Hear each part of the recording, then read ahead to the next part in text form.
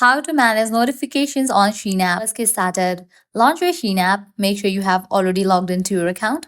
Now at the bottom, you're going to find different options. Navigate to the option of Me. Once you land to the Me page, at the top right corner, you're going to find the settings icon. Click on it. Once you're in the settings page, you're going to find different options over here, but you won't find the option of notifications. In order to manage notifications for your Shein account, you have to access the device settings. So close this, launch your settings app.